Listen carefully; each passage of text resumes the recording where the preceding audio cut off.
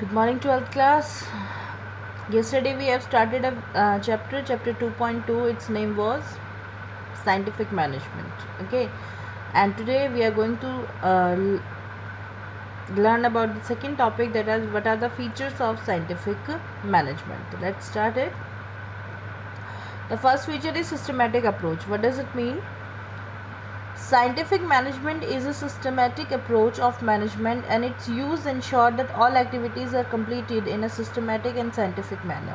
ये कह रहे हैं जो साइंटिफिक मैनेजमेंट है वो एक सिस्टमेटिक अप्रोच है. सिस्टमेटिक अप्रोच का मतलब that everything will be done with the cause and effect relationship. Cause and effect relationship मतलब यहाँ पे क्लियरली आपको पता होता है कि किन कारणों से क्या रीज़न हो सकते हैं, क्या प्रॉब्लम हो सकती है, और उसके ऊपर क्या आप अप्लाई करके क्या कर सकते हैं, प्रॉपर रिजल्ट पा सकते हैं.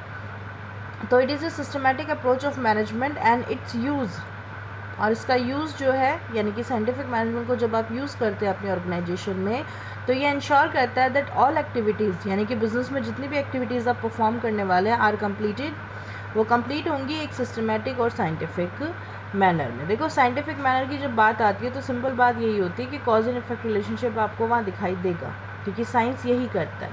ठीक है, साइंस में हम यही करते हैं कि जो रियलिटी होती है, मतलब कि जो सिचुएशंस होती हैं, जो रीजंस होते हैं, उनके ऊपर हम कुछ अप्लाई करते हैं और उसके बाद क्या उसके इफ़ेक्ट आएंगे, ये क्लियरली जो है वो पहले से मेंशन होता है. तो सबसे पहले तो साइंटिफिक मैनेजमेंट एक कैसी अप्रोच है? Systematic approach. Now come to second one, bring complete mental change. See, bring complete mental change means scientific management brings about a complete mental change both in the owner as well as the employees of the organization. Scientific management जो है वो क्या करता है?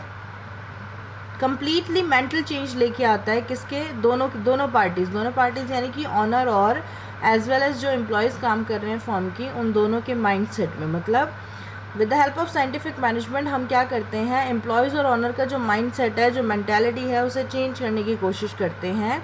कैसे? Both the parties started aiming for more and better production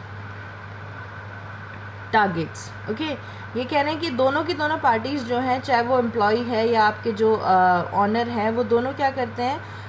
when they are approaching with the scientific management, जब वो scientific management के साथ अप्रोच करते हैं तो ऑब्वियस है दे आर स्टार्टिंग एमिंग, उनका एम क्या हो जाता है? For more and better production. वो अच्छे से ज़्यादा प्रोड्यूस करना चाहते हैं और अच्छी क्वालिटी की चीज़ें प्रोड्यूस करना चाहते हैं.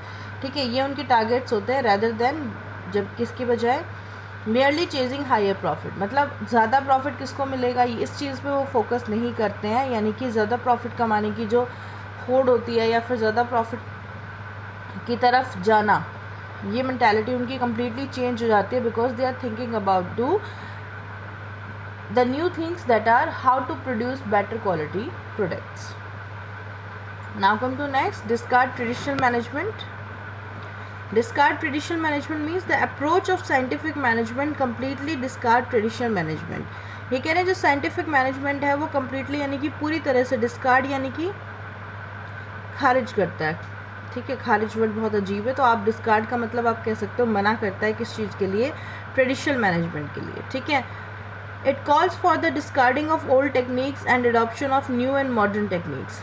ये कह रहे हैं कि ये नॉर्मली किस चीज़ के लिए कहते हैं? साइंटिफिक मैनेजमेंट ये कहता है कि जितना ज़्यादा हो सके ओल्ड टेक्निक्स को आप हटा दो, ख़त्म कर दो, और उनकी जगह पे क्या करो? अडॉप्ट करो आप न्यू टेक्निक और मॉडर्न टेक्निक्स को, with the aim of improving the efficiency of employ. और किस एम के साथ? कि क्योंकि न्यू टेक्निक से हम क्या कर सकते हैं? With the help of new technique we can improve the efficiency of the employees. तो साइंटिफिक मैनेजमेंट की तीसरी फीचर क्या है? क्या it completely discarded the traditional management and it always focus on new and modern and scientific techniques so that employees efficiency can be enhancing, और you can say can be increasing. Now come to next, fourth feature, require strict observation rules. Strict observation rules means scientific management requires very strict observation of rules because the rules are formed only after due analysis and there is a very little chance of error in them. ये कह रहे हैं scientific management जो है वो require किस चीज़ के लिए करते हैं? दैट जितने भी रूल्स आप बना रहे हैं फर्म के लिए जितने भी रूल्स बनाए गए हैं that must be strictly observed. Strictly observe means उनका अच्छे से ऑब्जर्व करें आप कि लोग उन्हें अच्छे से पालन कर, मतलब आप कह सकते हो फॉलो कर रहे हैं या नहीं कर रहे हैं उन रूल्स को, क्योंकि रूल्स जो हैं वो बहुत ही जो आप कह सकते हो डीप एनालिसिस होती है या ड्यू एनालिसिस होती है, यानी कि जो जो उसके लिए एनालिसिस चाहिए थी वो सब करने के बाद ही रूल्स को क्या किया गया है, फॉर्म किया गया है, मेडअप किया गया है, तो वहाँ पे कोई भी एरर के चांसेस नहीं होते, ठीक है, unless the rule are followed strictly the scientific things given to management. ये कह रहे हैं कि जब तक कि रूल्स को प्रॉपरली फॉलो किया जा रहा है, रूल्स को यूज़ किया जा रहा है, तब तक जो है वो क्या नहीं होगा, साइंटिफिक थिंग्स जो है मैनेजमेंट की, मतलब आप ये कह सकते हो आप अगर रूल्स को स्ट्रिक्टली फॉलो कर रहे हो तो आप मैनेजमेंट के लिए जो है वो बेनिफिशियल चीज़ें ही करते हो, एक फर्म को उससे फ़ायदा ही होता है, but rules must be strictly observe, rules को आपको स्ट्रिक्टली ऑब्जर्व करना पड़ेगा। And the last one, improve the efficiency of workers. Workers की एफिशिएंसी को कैसे इम्प्रूव करता है scientific management? The main aim of scientific management is to increase the efficiency of worker. Main aim जो है scientific management का वो क्या होता है, इंक्रीज करना, किस चीज़ को, एफिशिएंसी ऑफ वर्कर्स, वर्कर्स की एफिशिएंसी को इंक्रीज करना। दिस इज़ डन, और ये किसके थ्रू होता है, conducting various kinds of studies. ये पॉसिबल होता है जब हम क्या करते हैं, हम कंडक्ट करते हैं various kinds of studies such as time study, motion study and fatigue study. देखिए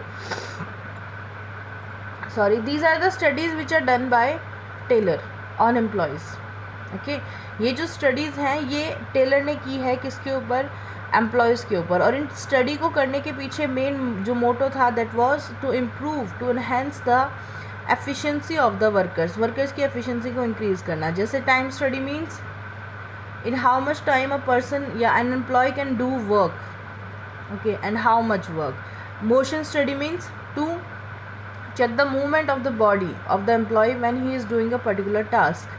Fatigue study means it is not possible for the person to work regularly for 7 to 8 hours, so there, because that there must be you can say tiredness is there, a person can tired after some time, so that's why Taylor had done fatigue study. So all these studies are done with the help of scientific management, which is developed by Taylor, and the main motto of all these studies is just to improve the efficiency of the workers.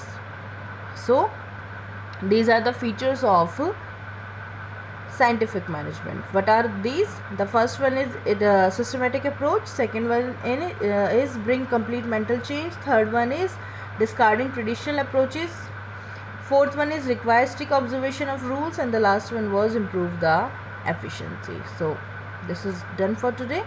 Tomorrow we will discuss the principle given by Taylor and the techniques given by Taylor. Till then, thank you.